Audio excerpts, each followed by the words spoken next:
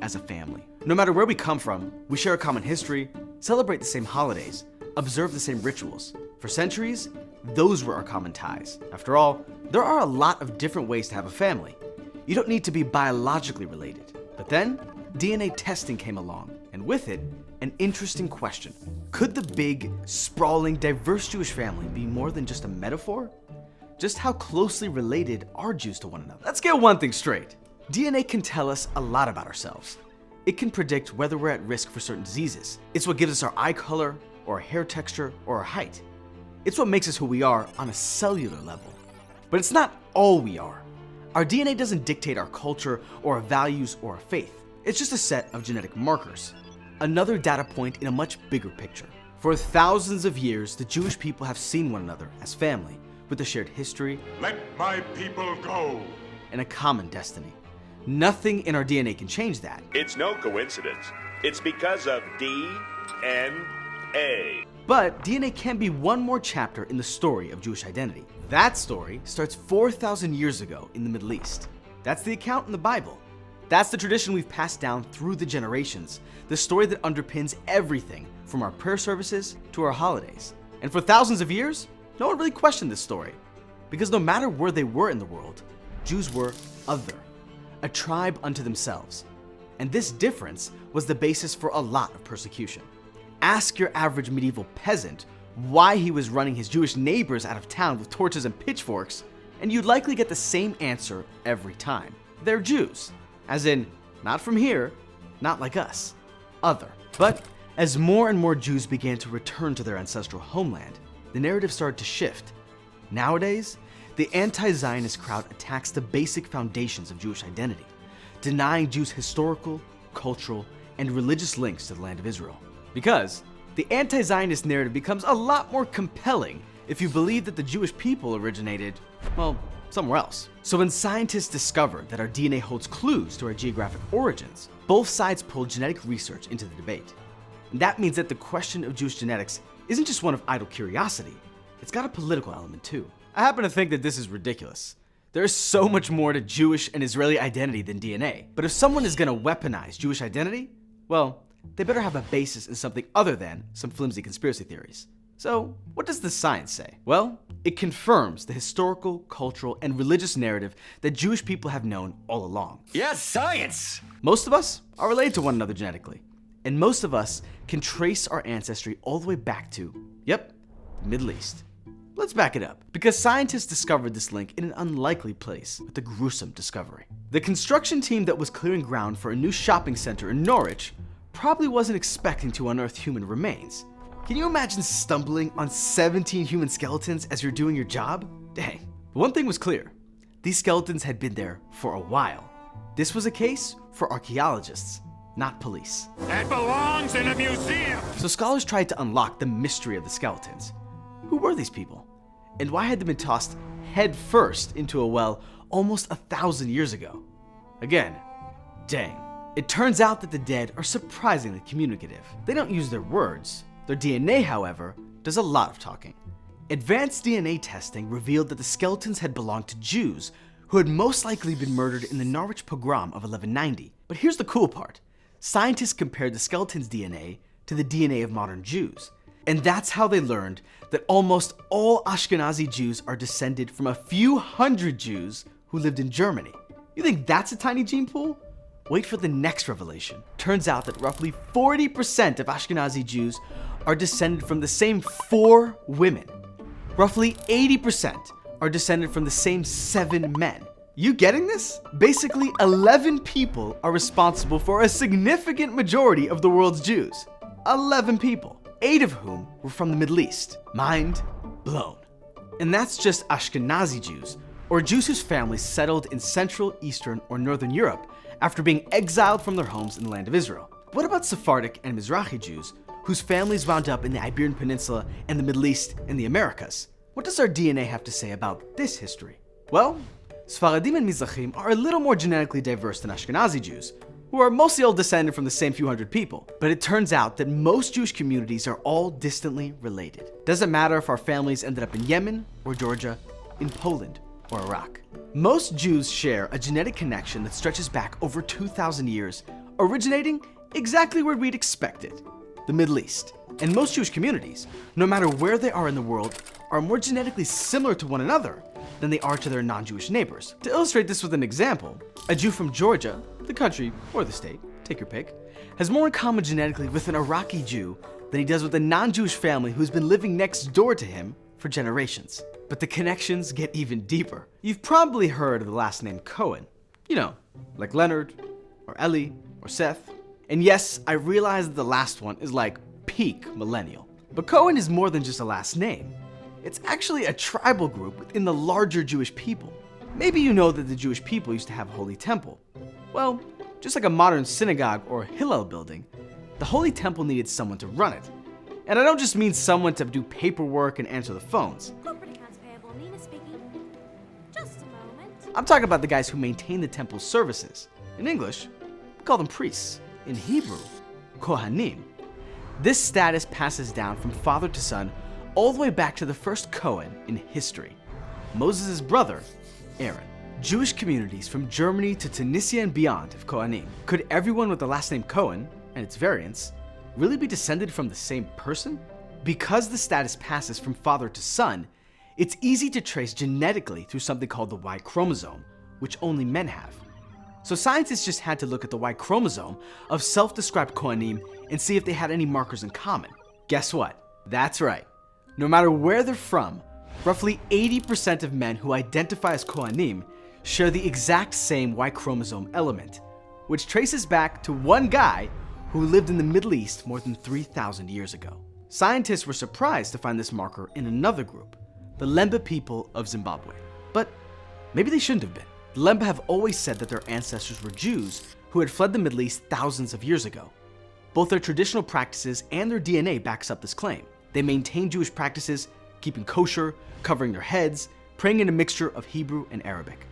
Their DNA tells the story of a people who originated in the ancient Middle East.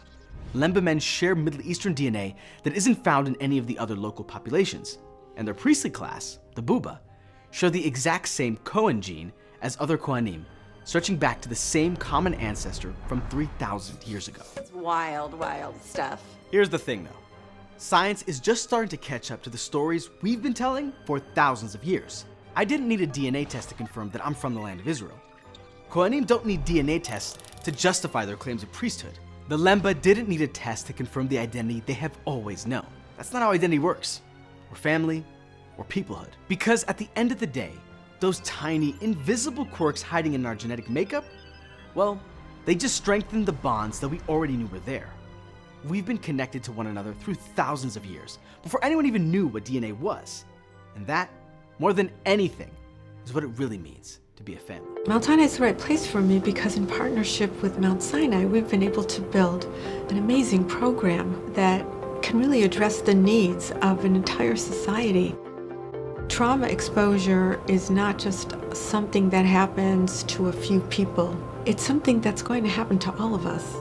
And so if we can develop an understanding of what happens when people are exposed to trauma and how recovery and resilience are achieved, then this is knowledge that has tremendous impact.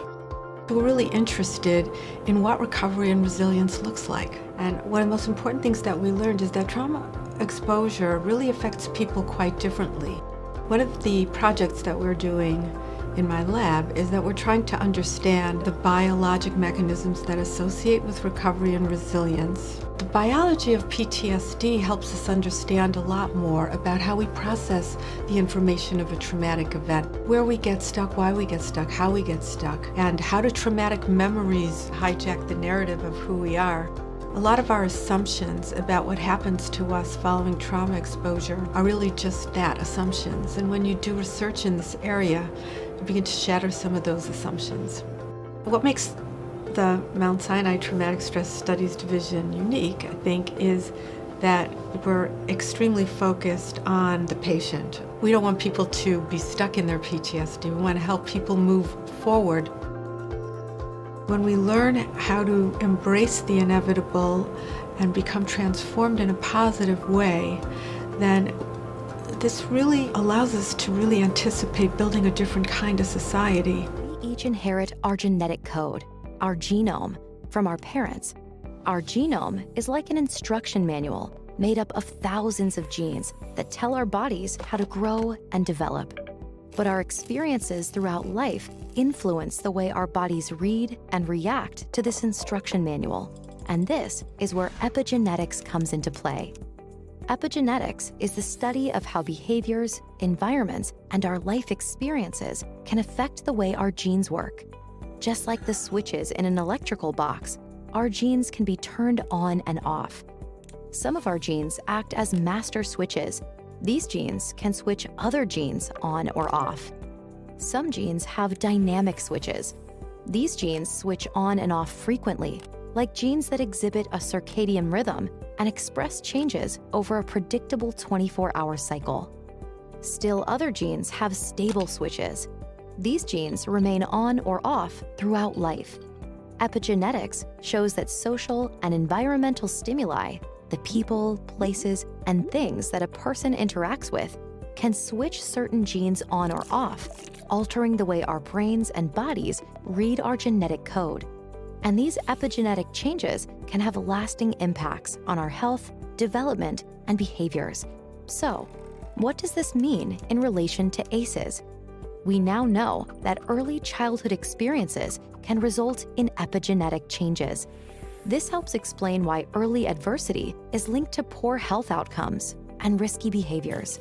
When a child's environment is filled with adversity, epigenetic changes can cause certain genes to switch on or off, impacting their developmental and health trajectories in negative ways. Epigenetics helps us understand that even though genes play a role, they don't determine exact outcomes. For instance, a child may inherit genes that predispose them to depression or obesity, but that part of their genetic code may never be expressed if their environment does not cause that gene to switch on. ACEs and toxic stress can cause certain genes to switch on, enabling potentially harmful traits to be expressed. And when harmful traits are expressed, the likelihood that a person will experience long-term negative outcomes increases. Epigenetic changes have implications for the health and well-being of individuals and for future generations, as evidence suggests that some epigenetic changes can be passed from generation to generation. However, our genes are not our destiny. When we intervene at the earliest moment, we have the power to prevent epigenetic factors from taking hold. We can reverse negative outcomes associated with ACEs and break the cycle of intergenerational trauma. Dr. Rachel Yehuda, director of Mount Sinai's Traumatic Stress Studies Division, led the study. Her team interviewed and drew blood from 32 sets of survivors and their children, focusing on a gene called FKBP5. We already know that this is a gene that contributes to risk for depression and post-traumatic stress disorder. Yehuda noticed a pattern among the Holocaust survivors called an epigenetic change. Not a change in the gene itself, but rather a change in a chemical marker attached to it. And when we looked at their own children, their children also had an epigenetic change in the same spot on a stress-related gene. What does that suggest?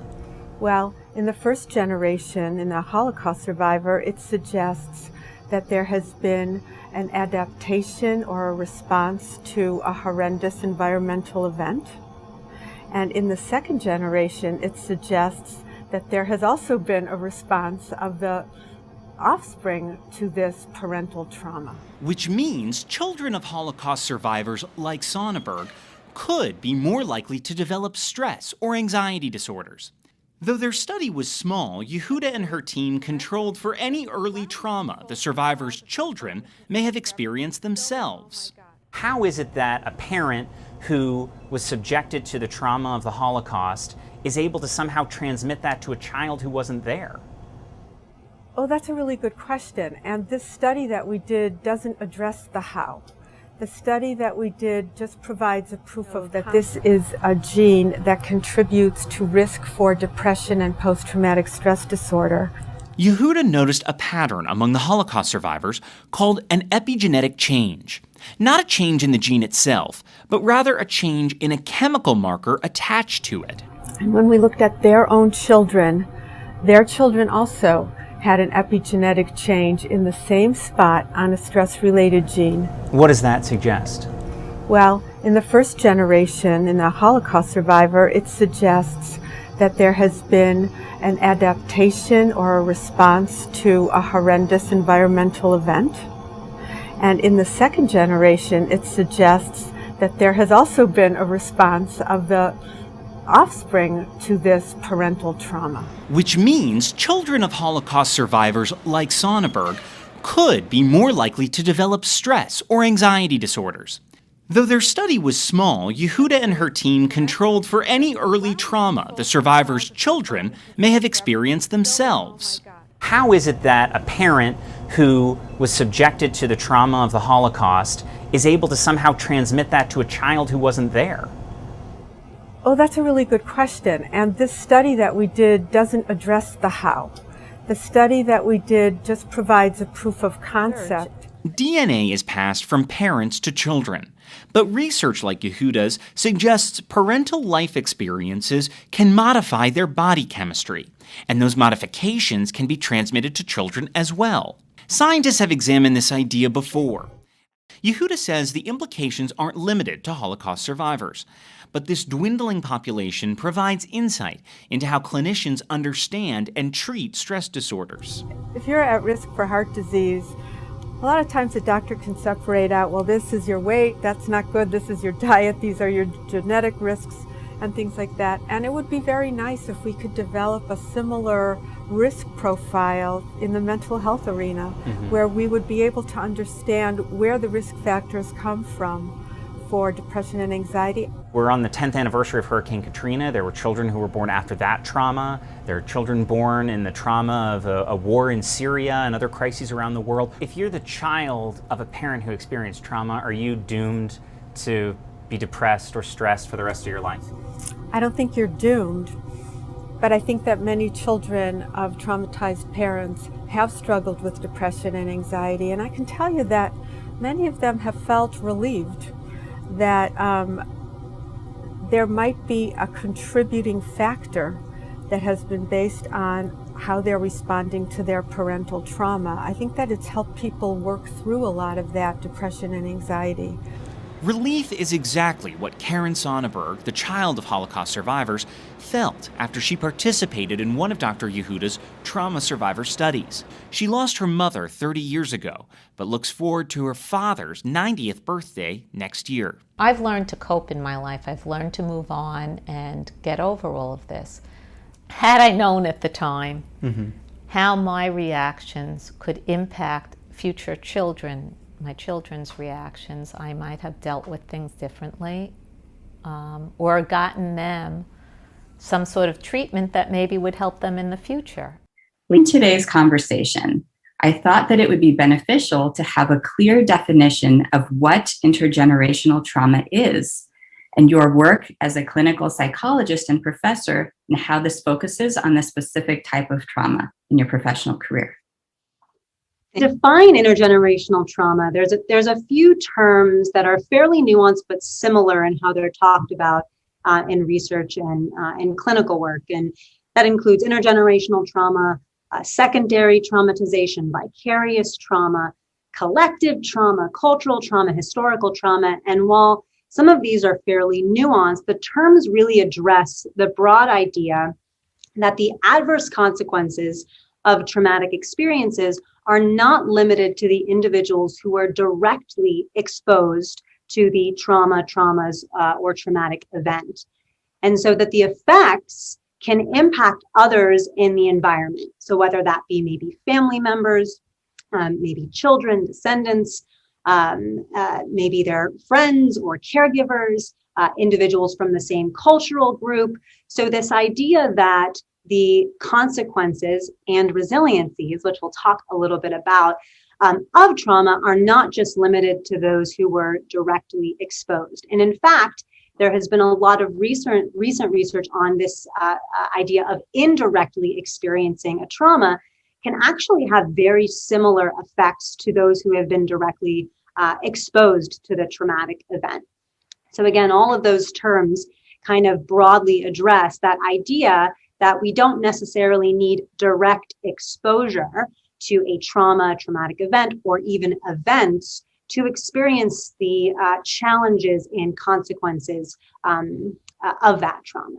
There's no getting around the fact that bad things happen to people, things that are often outside of their control. And the psychological effects of wars, natural disasters, and other types of violence and accidents don't just go away when the war ends. They can leave people traumatized. Many people who are exposed to traumas like war get diagnosed with post-traumatic stress disorder, or PTSD, where thoughts or anxieties about the events can plague them in other parts of their lives, and seemingly benign things can trigger a fear response. But hopefully, once a war goes down in history and a few generations pass, we'll be free of the trauma, right? Unfortunately, it's not so simple. Trauma can affect future generations too. For example, in a study of 100 Holocaust survivors, researchers found that their children were more likely to get a PTSD diagnosis, even though they didn't report any more traumatic experience in their lives than a similar control group did. What they did get was stories from their parents. Really distressing stories. And hearing about threats to your family, even in the past, can be traumatic on its own. But that might not be the only explanation. Trauma could also be inherited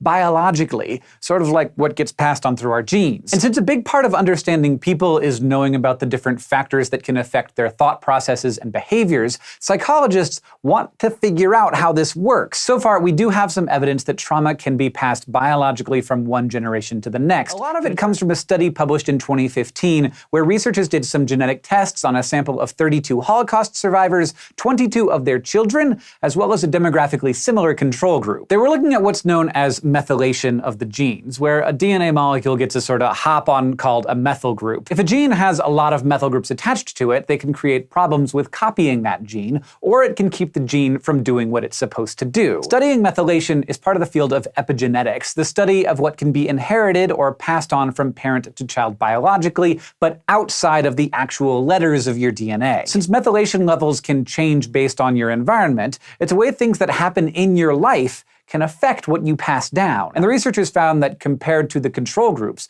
both the Holocaust survivors and their children had higher methylation levels in a gene related to stress response. Previous research showed that gene was related to an increased risk in developing a psychological disorder like PTSD in people who experienced some kind of trauma in their childhood. So the team thought they might have found a biological way for trauma to be inherited through increased methylation that gets passed on. That is, could you discuss briefly the theory of epigenetics and the idea of how one's environment can affect genetic expression within second and third generation Holocaust survivors? Sure. So in 2016, there was work that was conducted by Yehuda and colleagues.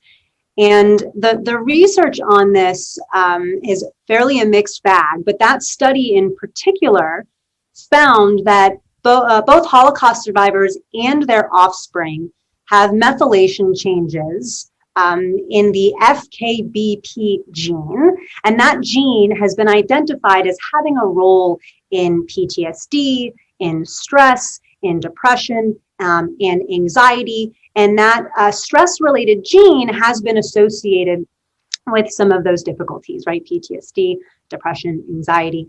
And so researchers examined blood samples of 32 Holocaust survivors and 22 of their adult children. And so they compared it to a control group of the methylation of this specific gene. And so that study concluded and suggests that Holocaust trauma may shift the biology of descendants.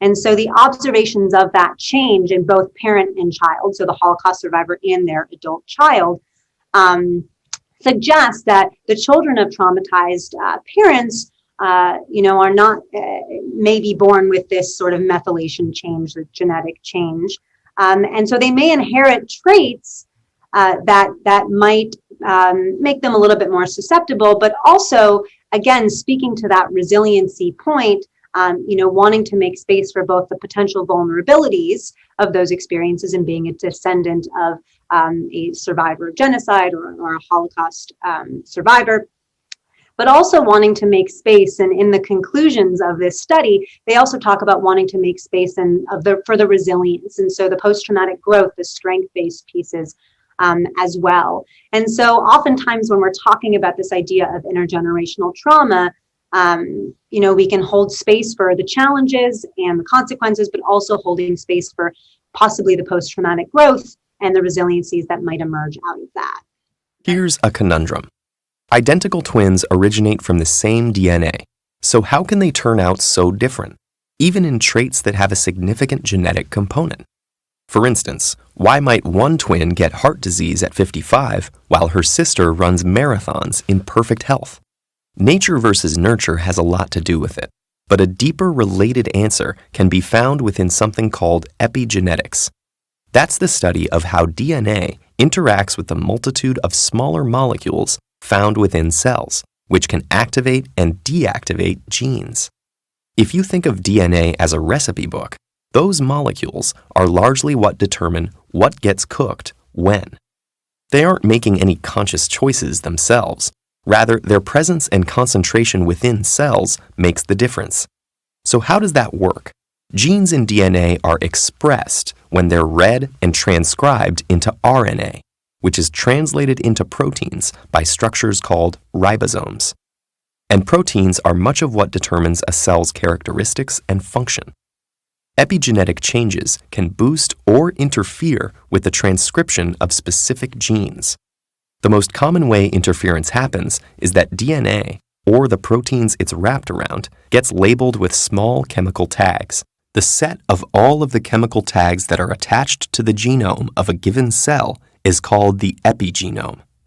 Some of these, like a methyl group, inhibit gene expression by derailing the cellular transcription machinery or causing the DNA to coil more tightly, making it inaccessible.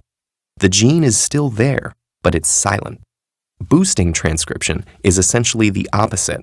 Some chemical tags will unwind the DNA, making it easier to transcribe, which ramps up production of the associated protein. Epigenetic changes can survive cell division, which means that they could affect an organism for its entire life. Sometimes that's a good thing. Epigenetic changes are part of normal development. The cells in an embryo start with one master genome. As the cells divide, some genes are activated and others inhibited. Over time, through this epigenetic reprogramming, some cells develop into heart cells and others into liver cells. Each of the approximately 200 cell types in your body has essentially the same genome, but its own distinct epigenome.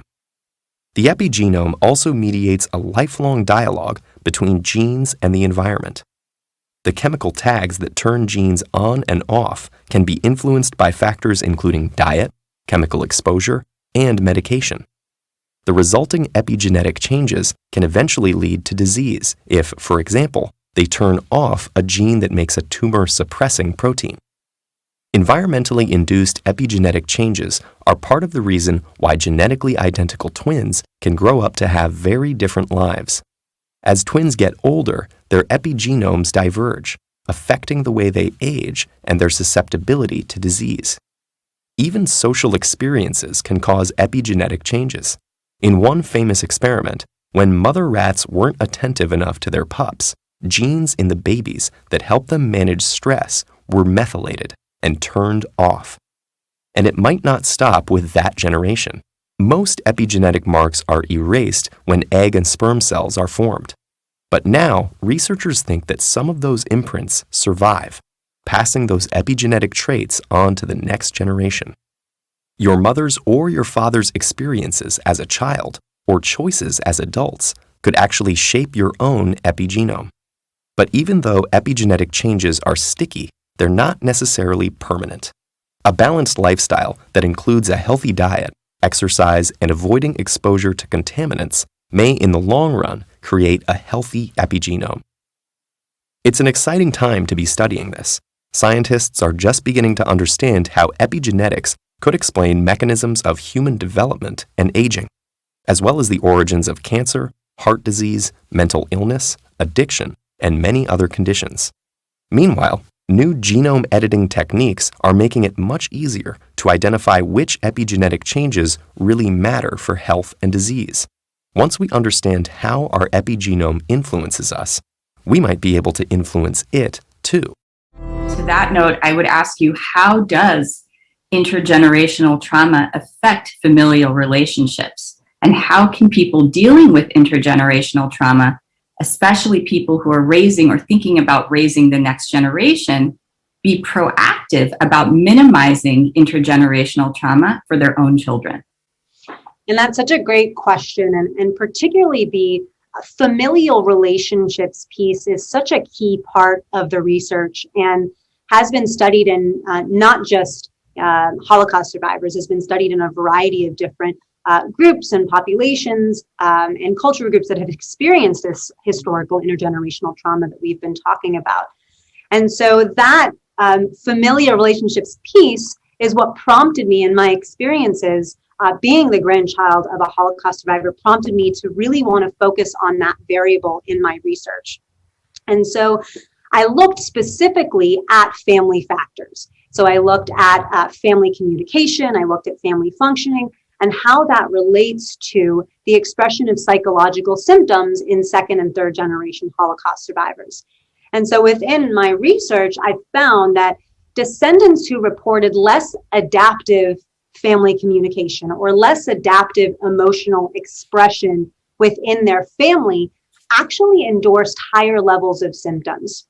And most specifically, symptoms of withdrawal and isolation.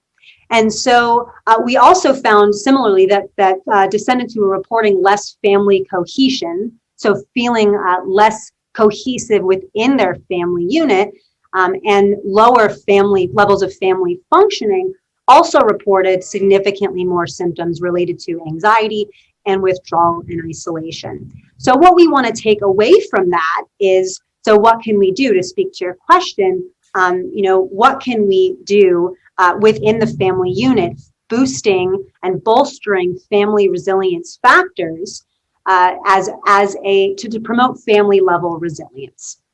And so when we talk about what is adaptive family functioning, healthy family functioning, when we're talking about those terms, we're speaking most directly to communicating emotions, maybe feeling heard by our family members when we're expressing emotions. Oftentimes it can be useful to have a shared emotional language within the family, speaking about emotions freely in helpful and useful ways, right? Using non-blaming language, using things that we talk about in pop psychology, like I statements and validating and making sure we all feel heard. That also relates to ideas of family cohesion and family functioning. As families, do we collaboratively problem solve? Do we feel accepted within the family unit for who we are? Do we trust and turn to one another to support each other in times of crisis? Do we openly discuss our fears and concerns as a family unit? Those are all what we call family resilience factors. And so what the research, not just my research with Holocaust survivors, but family resiliency research with other populations as well, shows that family resilience factors are huge and key. So we really need family level interventions to boost those skills and factors, more as a kind of preventative prevention model. And that can be a really useful piece, boosting those resiliency factors, communication, emotional expression, family cohesion, family problem solving. Those are all things that we know are really useful and adaptive and helpful within the family context.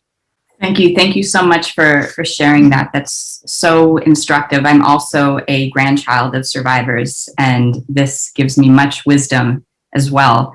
Moving on to the next question. What are the layers of trauma that second and third generation survivors experience? And does the intensity of those layers diminish with each subsequent generation?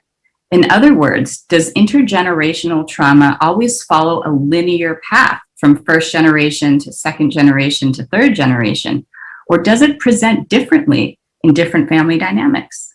Of the concept of fear of continued oppression, what are the channels available to express feelings of intergenerational trauma in positive and constructive ways?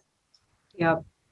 That's an excellent question. And I think that can look different for everyone. There's not necessarily a one size fits all, but when we think about things that support meaning making and connection are generally, for many, positive ways, right, to connect with that.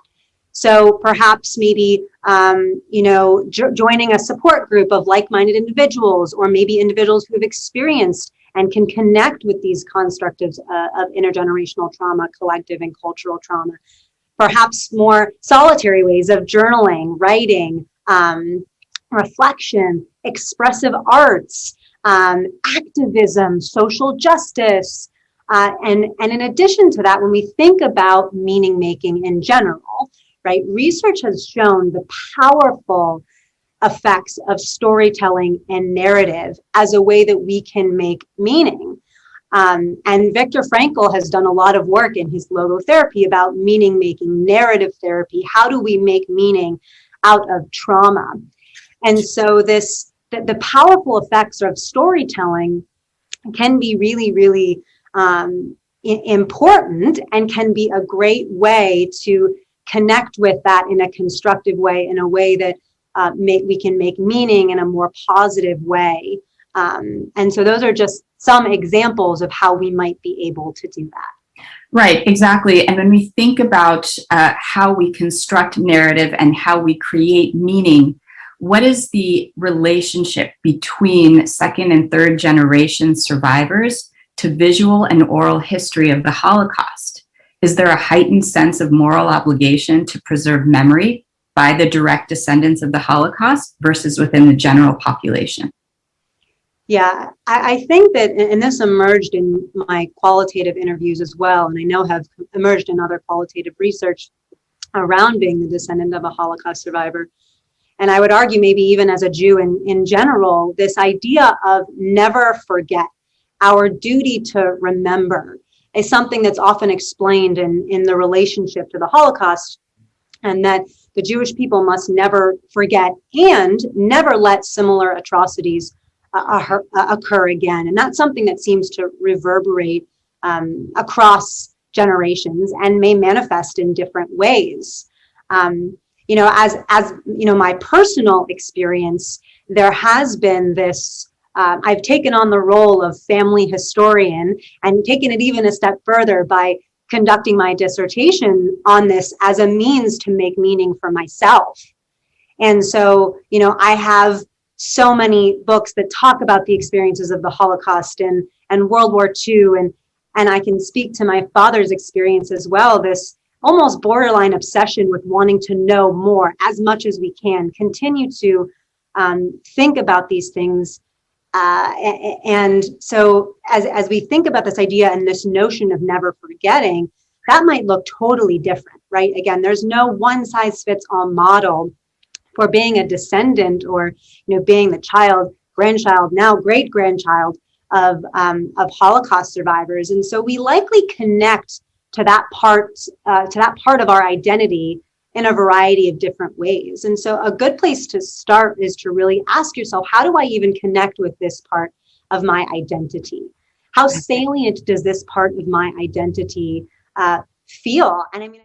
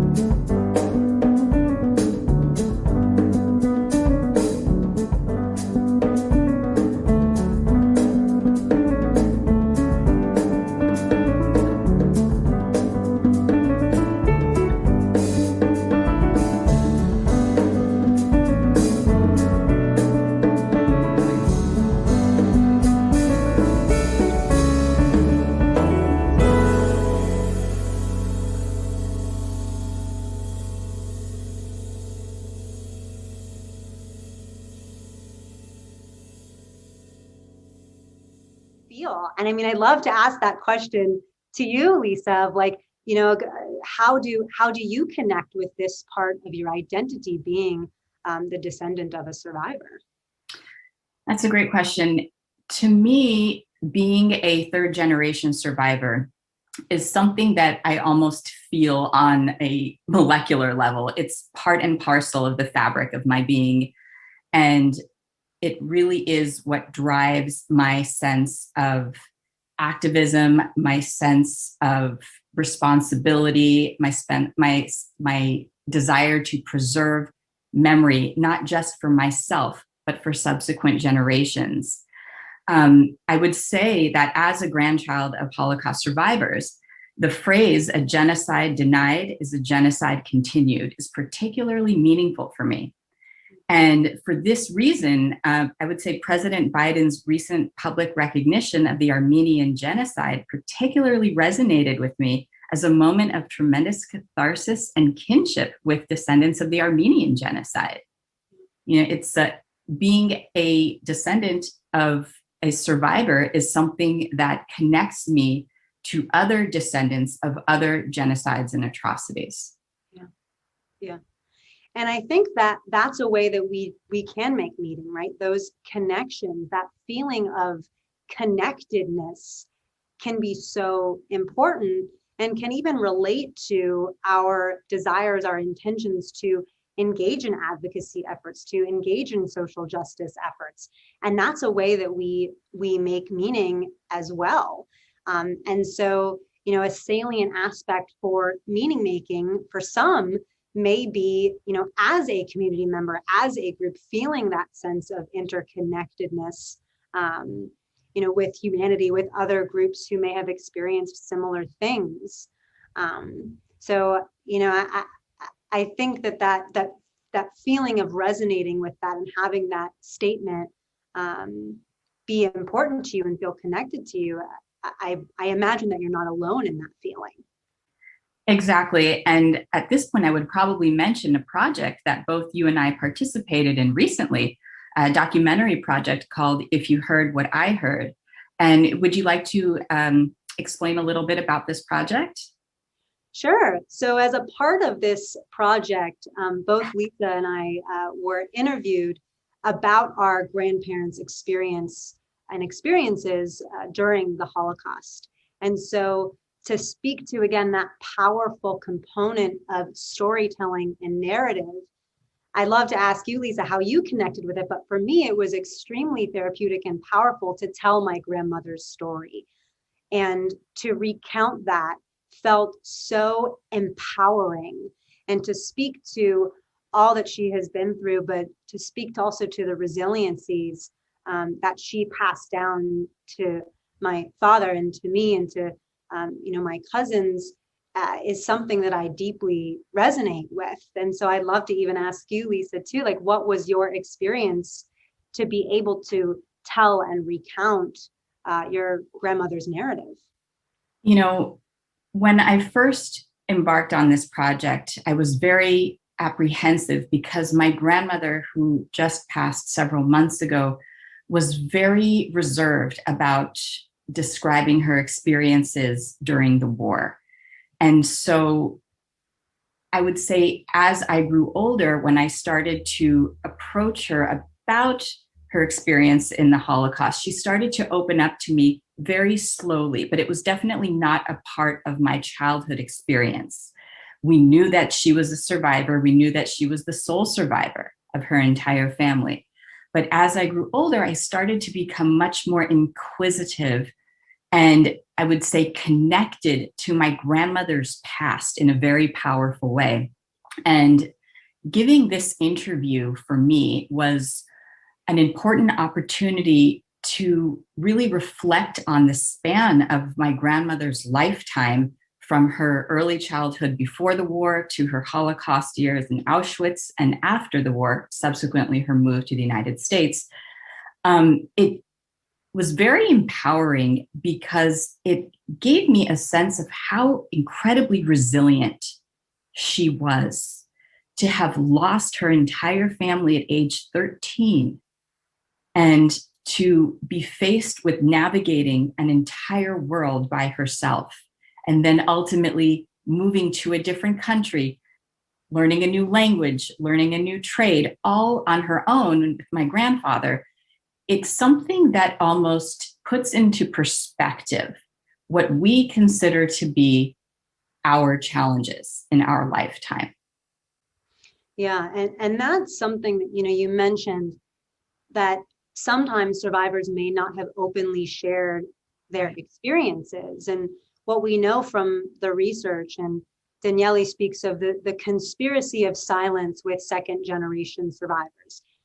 First, the survivors themselves oftentimes didn't necessarily openly share their experiences with their children. And we can assume maybe what some of those reasons might be. Maybe it was too soon. Maybe, there was some compartmentalizing of this new life. And, maybe it felt like too close of a relationship, didn't want to sort of share those experiences with their children. And so that was communicated silence. But then the second generation didn't necessarily want to inquire to their parents' experience for fear of re-traumatizing them. So we have with the second generation what was sometimes seen as this cycle of silence, right? First generation didn't share their experiences with their children, for fear of re-traumatizing didn't inquire. Now that conspiracy of silence does not seem to translate to third generation survivors. And we see a different relationship with the trauma, with Holocaust trauma, with being a descendant of survivors, with the third generation. And so what research does show is there's a different type of identification that third generation survivors have with their grandparents' experience.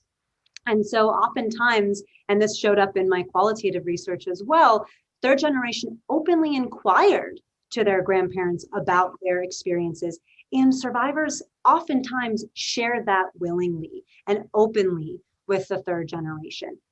And so what do we make of that, right? Maybe it was an amount of time that lapsed. Maybe there was a once removed generation that felt safer. Maybe, we can sort of make assumptions and we don't know, right? We'll likely not know, but we can assume as to why there was that conspiracy of silence that often showed up with second generation survivors, and how the line of communication seemed to open up a little bit more in a different way with third generation survivors.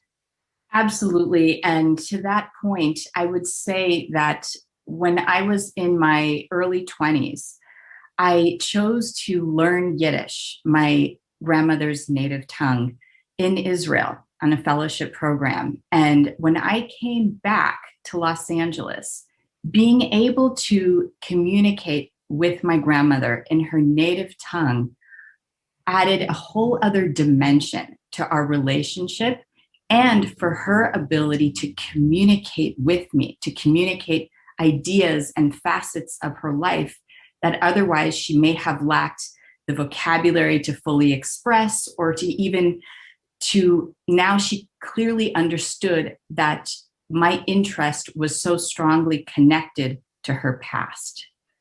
So that was definitely something that that I experienced as a third generation survivor.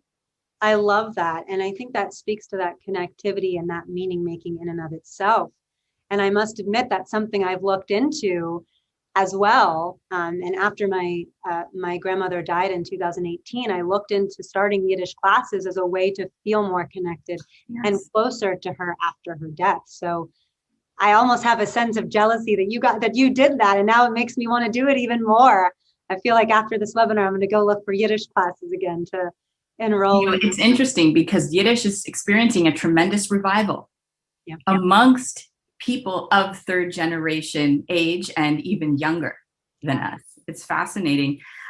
Moving on to the next question, what broader impacts can intergenerational trauma have on a community or a society? And how can the descendants of survivors preserve the legacy of the victims of the Holocaust without necessarily carrying forth the heavy emotional weight of previous generations? And is that even possible? It's an excellent question. And I want to speak to a little bit about this idea of emotional weight. And I would say sort of as a society, we kind of label and judge what emotional weight looks like. And the reality is it's not necessarily a bad, and I don't like using dichotomous terms like bad and good, but emotional weight isn't necessarily a bad or a negative thing, right? And it's a normal part of the human experience. We have experiences that carry emotional weight. We have experiences that bring about distress, that bring about discomfort. And so oftentimes when we're labeling things, as bad or emotional weight, while things might carry emotional weight, they may also simultaneously hold resilience and post-traumatic growth. So holding space for both of those things is oftentimes a good place to start, right? And as the descendant of a survivor, holding space for, the atrocities that were committed and holding space for the traumas that we're experiencing and experienced in the survival, but also holding space for the resilience and the post-traumatic growth and holding space for both of those things can often be empowering and a useful place to start. So as we talk about the broader impacts, and there has been research that has been done, not just in Holocaust families, but in other cultural groups around collective, cultural, communal trauma. And most recently, there's been a lot of research and burgeoning research around, re-traumatization, that events and or racial stress and trauma or discrimination, and the impact that those things can have on collective and cultural trauma. I want to also speak to, a little bit about what my research displayed. And I spoke a little bit about it earlier with this withdrawal and isolation symptom that was correlated with family communication and family functioning. But what the qualitative data actually backed up was this deep sense of differentness or interpersonal alienation amongst both second and third generation survivors. So feeling different as a direct result of their parents or grandparents' experience. So that feeling of differentness, navigating the world as different, was something that came up as significant in the project. But what also emerged, and again, to hold that space with, the emotional weight with resilience, there was also a deep feeling that they were resilient as a direct result, like you mentioned, as a direct result of their parents' or grandparents' experience. And one of the participants of the study mentioned that she refers to this as Holocaust strength. And I really resonated with that term and even kind of integrated it into my own vocabulary, this sense of Holocaust strength. And in experiences of adversity, and this has been done actually with second generation and third generation survivors, subsequent research as well around feeling Holocaust strength, maybe not directly using that term, but this sense of resilience, this sense of self-efficacy. I can handle it because of my parent or grandparents' experience. And so I think that's a really kind of important piece of the puzzle. Yeah. Absolutely. That's such an interesting point about thinking of the converse of Holocaust trauma being Holocaust strength. And how can we empower ourselves in whatever life circumstances we may be facing at the moment, with the backdrop of how incredibly strong our survivor grandparents had been in order to even survive and let alone thrive. Yeah. Turning now to your work specifically, in your work as a clinician, are there promising holistic treatment paths for intergenerational trauma? Or is the solution to treat behaviors and conditions that result from it individual? For instance, are there non-medical interventions that can help deal with intergenerational trauma, such as community-based solutions? So I think that's an important question. And with the recent addition to our diagnostic manual of the indirectly witnessing or indirectly experiencing a trauma is now included, and has been since the most recent edition of our diagnostic manual, as a part of post-traumatic stress disorder. So it used to be that if you would only be able to qualify for PTSD if you had directly experienced the traumatic event. And so this change was pretty formative and important and critical in the subsequent research around this idea of intergenerational trauma. How do we treat it? What does it look like in the therapy room? What might we do with it? And so there are trauma-based interventions that could be useful in treating the components of trauma that might emerge from intergenerational trauma, the specific symptoms that might emerge out of that.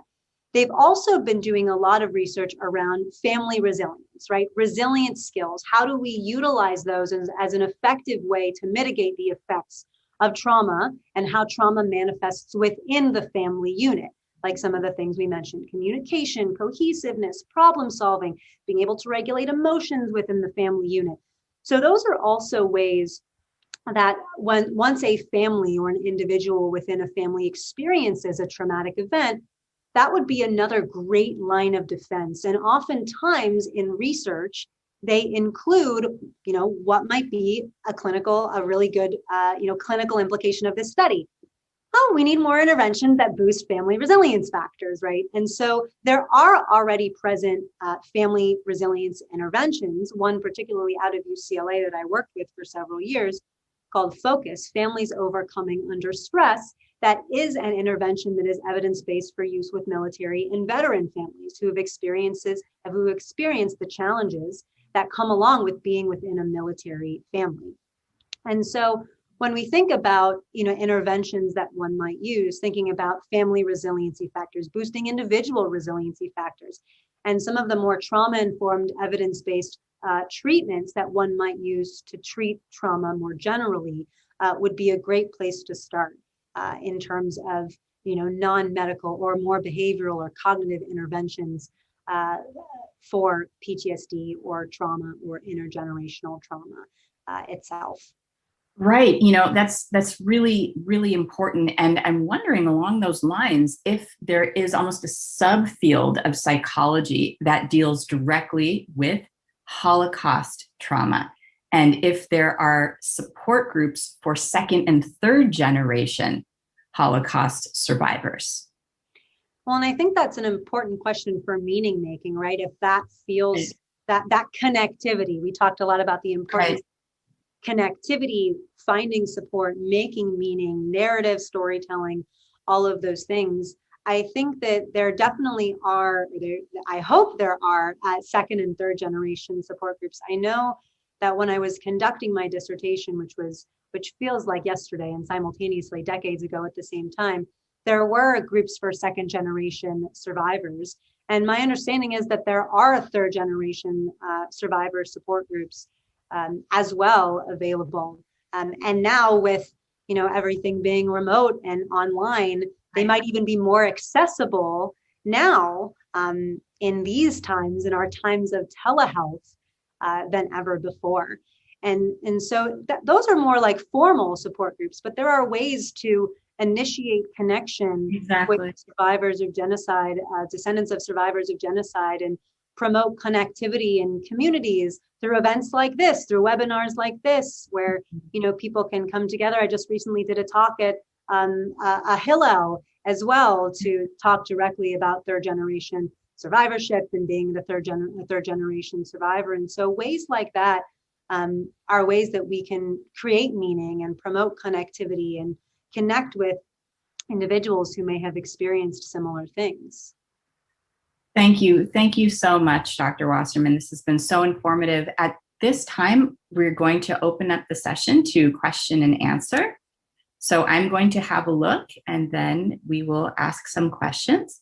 Okay, the first question from Elaine is, what role does attachment play in second and third generation? Such an excellent question. And Elaine, we could talk about this for hours and hours, just talking about attachment. And so they have done some research, again, with the parent-child dyadic relationship, mostly with first generation and second generation survivors. And a lot of that research surrounding attachment relates to Daniele's research around the conspiracy of silence. How were survivors able to support their children in meaningful ways if they continued to feel traumatized by their own experience? How were they able to make space for their children's experience? And what we know about attachment, right? How that relates to, that connection, the child being able to turn to parent in times of need for emotional support. And so in thinking about the research that has already been done, there have definitely been shown to be some barriers to secure attachment in those relationships. Now, that doesn't necessarily mean that it was impossible to develop secure attachments, right, between the first and second generation. But in thinking about some of the barriers, right, particularly as we think about the context of right after, and I can speak to my grandparents' experience, they, were married and had my father while they were still in a displaced persons camp in Germany. So again, to think about context, to think about environment, right? And then when my father was 6 months old, coming to, America on the USS Wilson, I believe. And like you mentioned, Lisa, your grandparents' experience of building a life and all of those things, there were obvious ways that resilience was transferred on and that secure attachment was able to be transferred. But I think it's an important question and is very context dependent as well, and speaks to, what was how did the first generation, how did their symptoms manifest? How did their coping manifest? And to even speak to that coping piece, a lot of survivors after the war found these almost like survivor pods where they would get together and speak in Yiddish about their experiences during the war. And when my grandmother died, going through her photos, she had hundreds of photos where she would come together with other survivors. And again, almost like storytelling, meaning making, finding avenues of support, that seemed to be incredibly important and salient for a lot of survivors. I see, Lisa, you nodding as well. I am, because what you are talking, I share so much in common with what you are expressing. First of all, I would say, just on a personal note, my mother was also born in a displaced persons camp in Munich, Germany. And then subsequently moved to the United States as a very young child. But also talking to your point about almost finding ways to connect with other survivors. I grew up with visiting my grandmother at Roxbury Park. And at Roxbury Park, there was a group of the Yiddish Redendikes who would get together, who would share stories of the old country. They became their own support group as the years went on, and they shared milestones together, building their own community of survivors. Yeah. I mean, and as we again speak to this idea of meaning making, post-traumatic growth, resilience, social support, and finding avenues of support and connectivity has often been researched as a very important resilience factor, right? Connectivity, finding support. And for many survivors, not all, but for many, that connectivity, that finding a group of people that understood you to your core, and you were able to share stories and reminisce and connect, seemed to be something that was very important. And so we can learn from that, right? What can we learn from that as second, as third generation, now as fourth generation? Who knows, maybe fifth somewhere, but as we, think about subsequent generations, learning from that and taking that as a mechanism of resilience and practicing it for meaning making. Absolutely. Moving on to our next question from Jennifer. How do you deal with families in which one generation has a stronger identification as a survivor than another generation? How do you deal with the conflict that this can create? An excellent question. And in speaking to that too, that's why I always like to ask, how salient does this feel to your identity? And knowing that there's not one size fits all, there's not one right answer. So in connecting with that, that's a very important question to ask. How do I connect with? And maybe that's a question for family. How do you connect with, right, as a family member? How do you connect with? How salient does this feel as part of your identity? And to speak to the question around conflict, if there's a stronger maybe connection between one family member and another, knowing that that's okay, right? There's not one right way, there's not a wrong way to sort of connect with parts of our identity.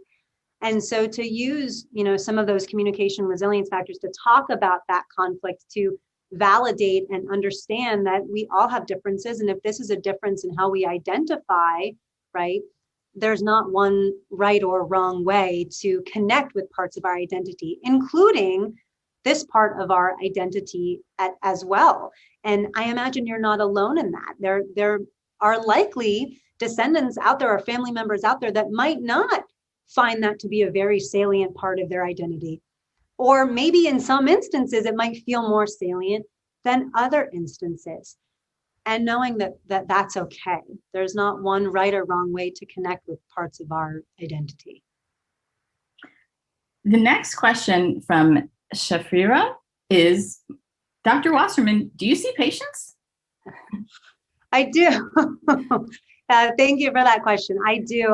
I have my private practice here located in Tarzana, and I do work with patients primarily who have experienced PTSD, trauma, intergenerational trauma, other types of traumas, and that's the bulk of my private practice here in Tarzana. Great to know. I'm going to make a note of that. Next question from Mark. What for you are the most accurate and illuminating films or books which explore the psychology of post-war Holocaust survival and intergenerational trauma? Oh, such a good question. I wish I was home. I would take out all of my books for you, Mark, and just send them all to you. And we're actually in the process of moving now, so they're already all boxed up. Maybe I'll just send them your way. I think there's a variety of different books. One particularly by Leon Uris, which is QB7, which is an emotional roller coaster. So oftentimes too, I'm going to put my psychologist hat on for like a quick second. When we read, when we watch films that connect with this experience, being mindful of taking care of ourselves, monitoring how traumatized or re-traumatized we might feel when reading these books, when watching these movies, pausing as necessary, reflecting as necessary, asking for support as necessary, is an important point. I would probably say that QB7 by Leon Uris is one of the books that I have read that I recommend. Another one that again captures the experience in a quite intense way. This Way to the Gas, Ladies and Gentlemen, is another one that I have read, and again is intense and emotional. But another one, oh my goodness, there's so many. I would like to simmer on that question mark. It's stumped me a bit in terms of going through my Rolodex of films and books, but I'll maybe ask you, Lisa, are there books, are there films, or maybe even those from the audience that you might recommend? I definitely agree with you in that Leon Uris has a tremendous power in conveying emotion of Holocaust trauma. And that is a book that I have on my bookshelf as well. Yeah. Even as you share, like Viktor Frankl's Man's Search for Meaning, I mean, I think it should be a must read for absolutely everyone in the universe. Elie Wiesel's Night, those are all ones. Viktor Frankl is one that I've oftentimes recommended for patients, for students.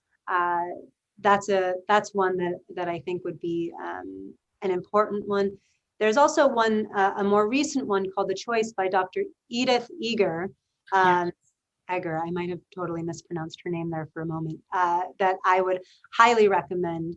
And she is a psychologist, Holocaust survivor, activist. I would highly recommend checking out all of her books, but The Choice is a more recent one that she's come out with that is beautifully written and captures the experience in a powerful way. And I would also, to that note, I would add the book Number the Stars, which is a children's book. It's geared for, I would say, middle school age children as a way of an introduction to the history of the Holocaust. The next question is from Mia. As a younger viewer, I know so many who do not even know about the Holocaust. How important do you believe it is to teach this in schools? I may have a biased perspective, but I think that it's incredibly important to teach this and other genocides in schools. And I think that it's so incredibly important. And I know that there has been a lot of activism and lobbying around how do we teach this in schools, at what age, when, for how long, what books do we utilize, or what teaching methodologies do we want to utilize to teach this in schools. But I think it's incredibly important. The project that Lisa and I engaged in and talked a little bit about, If You Heard What I Heard, is also like an educational project as well around hearing Holocaust stories and recounts from the most recent generation, so from third generation survivors. And so that's another powerful way to communicate stories and narrative in a way, and the intent of that was for it to be powerful. Even the title of the project, If You Heard What I Heard, You Would Never Forget. So another way to utilize videos or documentary recounts to share and educate about the Holocaust. Right. And to that point, I would also add that there's a direct correlation between education and understanding of other communities, right? Who we may not be a part of, or we may not know members of personally. And when we understand other communities, we have the tools to combat hate. So education is indeed a fundamental tool for our society. Next question from Linda. If Holocaust trauma was experienced as a child, mother was saved by being put on the Kindertransport at age 9 and never saw her parents again, is there a difference in manifestation of trauma in descendants versus Holocaust experienced by a more mature person? That is an excellent question, Linda. And the research in some ways, and my study didn't, but in many ways, oftentimes this idea of Holocaust trauma is sort of clumped in terms of not identifying the different ways in which a person may have survived. And so I think that's an important variable that needs additional research on, particularly what are the different ways the particular Holocaust experience. And we know that there's an incredible amount of diversity in terms of the survivors experience. Exactly like you mentioned, Kindertransport, hiding, partisan, concentration camp, work camp. That's not even naming all of them, but there's an incredible amount of diversity in that experience. And I'm not sure that the research currently grasps that level of diversity of experience, but is something that I think needs a little bit more research at this time. So oftentimes in research, when we're talking about Holocaust survivor, we are including all of those experiences. And so we might be missing some of those more nuanced experiences of the survivor, but an excellent question, and one that I think needs a little bit more research on. Definitely. I think we have time for a couple more questions. So I'm going to move now to a question by Mark. Can you speak to the amount of anxiety and stress that us pass from survivors to their offspring and from second generation to their offspring? And to what extent does this anxiety stress affect functioning in the world emotionally and mentally? So particularly, studies have shown, and in my particular study, we looked more specifically at the relationship between family communication and psychological symptoms. But there has been research that has been done in second generation survivors around fear, mistrust of others, and anxiety being elevated or higher in descendants of survivors as compared to a control group.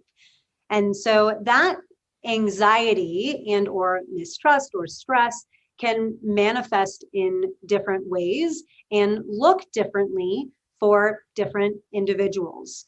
And so in terms of how that anxiety and mistrust can even pass on to future generations, I think that's definitely, into speaking about even in my research, how that showed both in third generation and second generation survivors, that can be something that can be passed on. Now, symptoms, as we even talk about them more broadly, there's been a lot of research more generally done around parental mental health and how that impacts a child's social and emotional adjustment or development. And so there's been a lot of research around how that can even be transgenerational, separate from what we're talking about in terms of intergenerational trauma or Holocaust trauma or things like that. So to what extent, I think it depends and looks different, dependent on severity of symptoms, dependent on are there other caregivers or avenues of support for the child. How is that anxiety and stress communicated within the family context? So I think it can really depend on all of those other variables, including some of the environmental variables that we discussed before, in terms of how that is displayed or how that shows transmission of maybe anxiety or how that shows intergenerational transmission of stress as well. So I think, and I know I'm not wild about this answer, it depends on context, it depends on familial context, it depends on family communication, cohesion, sort of all of those variables that are shown to play an important part in any sense of intergenerational transmission of stress, anxiety, trauma, anything. Right. And for our last question, I would just build on that concept of familial expression. How do I introduce, this is from Ev, how do I introduce transgenerational concepts of trauma to my parents? I think that in speaking about, how, that would also depend on context as well, and how things are communicated overall within that relationship.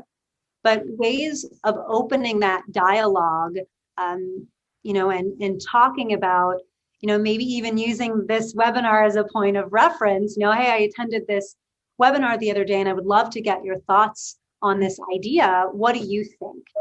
Oftentimes a great way to lead with that, gathering a sense of what they think about these concepts, what others think about these constructs in a more inquisitive and curious way. And oftentimes when we come at something with curiosity, it can be a really useful place to come from, right? I'm really wondering, what is your experience of this? Do you feel like this rings true? Does this feel salient? Can often be a good starting point in jumping into conversations like this.